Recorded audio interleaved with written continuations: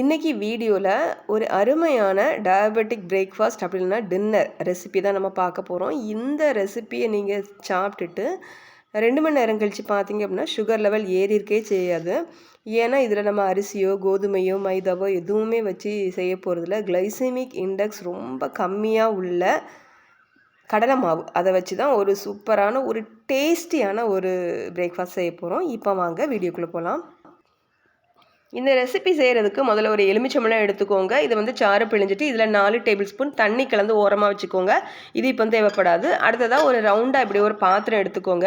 இதில் வந்து நெய் தடவி ஓரங்களில் அடியில் எல்லாம் நெய் தடவி வச்சுக்கோங்க. நான் கேக்டுன்னு எடுத்திருக்கேன். ரவுண்டு டிஃபன் பாக்ஸ்னாலும் சரி எப்படி எடுத்துக்கலாம். இது வந்து நெய் தடவி ஓரமாக வச்சுக்கோங்க. அடுத்து வந்து ஒரு மிக்சிங் பவுல் எடுத்துக்கோங்க.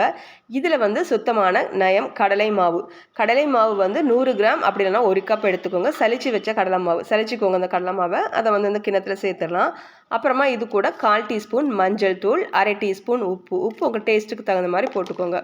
போட்டுட்டு இதில் வந்து ஒரு 2 பச்சை மிளகாவை நான் நல்லா நசுக்கி வச்சுருக்கேன், அதை சேர்த்துக்கிறேன். நீங்கள் வந்து மிக்சியில் நல்லா மைய அரைச்சி வச்சு போட்டாலும் சரி. 2 பச்சை மிளகாய் தட்டி போட்டுட்டு நம்ம எந்த கப்பில் மாவு எடுத்தோமோ அந்த கப்புக்கு 3/4 கப் தண்ணி, அது தண்ணியும் கலந்து தண்ணியும் சேர்த்துட்டு இந்த மாவு வந்து நல்லா கட்டிகள் எதுவும் இல்லாமல் கலந்து வச்சிடலாம். நல்லா கட்டி எதுவும் இல்லாமல் கலந்துக்கோங்க. கடலை மாவு வந்து அவ்வளோவா சீக்கிரம் கட்டியெல்லாம் பிடிக்காது, நல்லா கலந்துரும். இப்போ கலந்து வச்சாச்சு. அப்புறமா இதில் ஒரு சீக்ரெட் இன்க்ரீடியன்ட் என்ன அப்படின்னா ஈனோ ஃப்ரூட் சால்ட். இது வந்து வயிறு உப்புசமாக இருந்தால் டைஜஸ்ட் ஆகிறதுக்கு குடிப்பாங்க. எல்லா மெடிக்கல் ஷாப்லேயும் கிடைக்கும். நான் வந்து லெமன் ஃப்ளேவர் எடுத்துருக்கிறேன். லெமன் ஃப்ளேவர்னால் சாதாரண ஃப்ளேவர் கூட நீங்கள் எடுத்துக்கலாம். இதுலேருந்து 1 டீஸ்பூன் நம்ம சேர்த்துக்கலாம். ஸோ இந்த ஈனோ ஃப்ரூட் சால்ட் இல்லை அப்படின்னா பேக்கிங் பவுடர், பேக்கிங் சோடா ரெண்டுமே கொஞ்சம் கொஞ்சமாக சேர்த்துக்கோங்க. நான் அந்த ஈனோ ஃப்ரூட் சால்ட் வந்து 1 டீஸ்பூன் நான் சேர்க்குறேன். இந்த 1 டீஸ்பூன் இந்த மாவில் சேர்த்துட்டு பாருங்களேன். சேர்த்து கலக்கும் போது இந்த மாவு எப்படி பொங்கி அப்படியே ஒரு லைட்டாக ஃப்ளஃபியாக வரும் அப்படின்ட்டு பாருங்கள். இப்படி வந்து ஒரு நல்ல ஒரு ஃப்ளஃபியாக சூப்பராக அப்படி நல்லா பொங்கி வரும். நல்லா கலந்து விட்டுட்டு இந்த பொங்கினதோடு அதாவது பொங்கினதை அவங்க விட்டுறக்கூடாது. இதை உடனே நம்ம அந்த நெய் தடவி வச்சோம்ல அந்த பாத்திரத்துக்கு நம்ம மாற்றிடணும். இது வெறும் எதுவும் சோடா பைகார்போனேட் தான் இதில் கலந்துருக்கு, அதனால் அது கெடுதல் ஒன்றும் இல்லை. இதை வந்து அந்த நெய் தடவின அந்த பாத்திரத்துக்கு அந்த கேக் டின்னுக்கு நம்ம மாற்றிடலாம். மாற்றிட்டு இதை உடனே வந்து நம்ம என்ன பண்ணணும் அப்படின்னா ஆவியில் வேக வைக்க போகிறோம். இந்த ஃப்ரூட் சால்ட்டு சேர்த்து கலந்ததுக்கு அப்புறமா ரொம்ப நேரம் நீங்கள் வெளியே வைக்கக்கூடாது. இது வந்து இப்போ பார்த்தீங்க அப்படின்னா நான் பாத்திரம் வச்சுருக்கேன், கீழே தண்ணி வச்சுருக்கேன், நல்லா ஆவி வந்துட்டுருக்கு.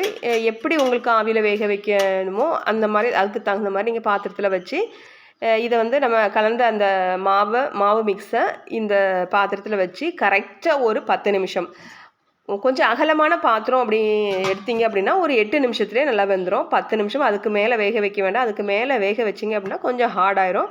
கரெக்டாக 10 நிமிஷம் வேக வச்சா தான் அந்த சாஃப்டான சூப்பராக சாஃப்டாக கிடைக்கும். இப்போ பாருங்கள் 10 நிமிஷம் ஆகிட்டு நம்ம செக் பண்ணி பார்க்கலாம்.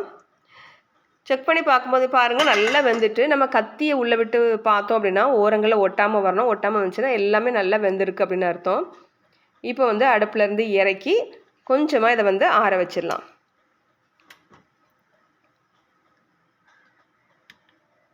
இதை வந்து கொஞ்சம் ஆற வச்சிடலாம். ஆறிட்டு இருக்கட்டும். அதுக்கு இடையில நம்ம வந்து இதை வந்து தாளிக்கணும். அதுக்கு வந்து எப்படின்னு பார்த்துடலாம். அடுத்ததாக தாளிக்கிறதுக்கு ஒரு கடாய் வச்சுருக்கேன். இதில் வந்து ஒரு 2 டீஸ்பூன் போல் எண்ணெய் விட்டுடலாம். எண்ணெய் காயட்டும்.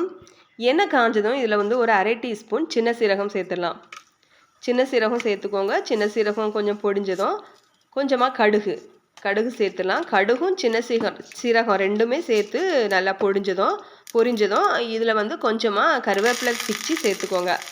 சேர்த்துட்டு இதில் ஒரு 2 பிஞ்ச் போல் உப்பு சேர்த்துக்கோங்க. நம்ம ஏற்கனவே நம்ம அந்த மாவில் வந்து உப்பு போட்டு கலந்து தான் வச்சுருக்கோம். அதனால் மாவு 2 பிஞ்ச் வந்து உப்பு மட்டும் டேஸ்ட்டுக்கு சேர்த்தா போதும். சேர்த்துட்டு ஸ்டவ்வை ஆஃப் பண்ணிடுங்க. ஆஃப் பண்ணிவிட்டு நம்ம எலுமிச்சம்பழம் பிழிஞ்சு வச்சோம்ல, எலுமிச்சம்பழம் தண்ணியும் கலந்து வச்ச சாறு அதை வந்து சேர்த்துடலாம். ஸ்டவ் ஆஃப் பண்ணிட்டு சேருங்க. இப்போ வந்து தாளித்து முடிச்சாச்சு. இப்போ நம்ம ஆவியில் வேக வச்சு எடுத்த அந்த கடலை மாவு கேக் வந்து கொஞ்சம் ஆறி இருக்கும். இதை வந்து ஒரு பிளேட்டை வச்சு கமுத்தி எடுத்துடலாம். நல்லா நெய்லாம் தடவி இருக்கிறதுனால நல்லா ஈஸியாகவே கலண்டு வந்துடும். பாருங்கள் எவ்வளவு அப்படி பார்த்தா அப்படி இப்படி நுரையா எவ்வளோ சாஃப்டாக இருக்குன்னு. இப்போ இதை வந்து நம்ம நல்ல ஒரு அதாவது சதுரமாக வெட்டி வச்சிடலாம். 10 நிமிஷம் தான் வேக வைக்கணும். அதுக்கு மேலே வேக வச்சிங்க அப்படின்னா அந்த சாஃப்ட்னஸ் போயிடும். இப்போ நல்லா க்யூபாக வெட்டினதுக்கு அப்புறமா நம்ம தாளிச்சு இடத்துல எலுமிச்சை மிளகு சாரெல்லாம் கலந்து அதை வந்து எல்லா இடத்துலையும் படுற மாதிரி நல்லா ஊற்றி விட்டுடலாம். இந்த டிஷ்ஷுக்கு வந்து டேஸ்ட்டு கொடுக்குறதே இந்த தாளிப்பு தான். அதனால் எல்லா இடத்துலையும் அந்த லெமன் சாறு எல்லாம் தான் அதில் எல்லா இடத்துலையும் படுற மாதிரி ஊற்றி விட்டுக்கோங்க. லெமன் சாறு பத்தலை அப்படின்னா நீங்கள் கூட கொஞ்சமாக தண்ணி சேர்த்துக்கோங்க.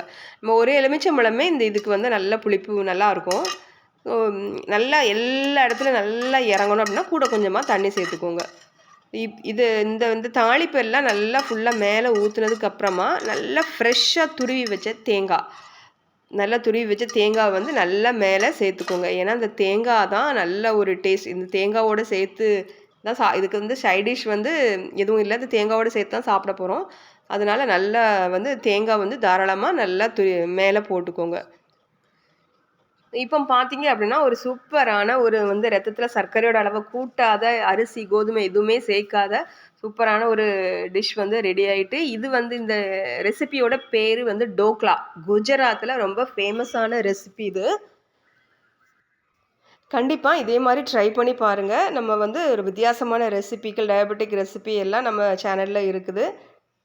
இந்த வீடியோ பிடிச்சிருந்தா லைக் பண்ணுங்கள், ஷேர் பண்ணுங்கள், மறக்காமல் சப்ஸ்கிரைப் பண்ணுங்கள். தேங்க்யூ.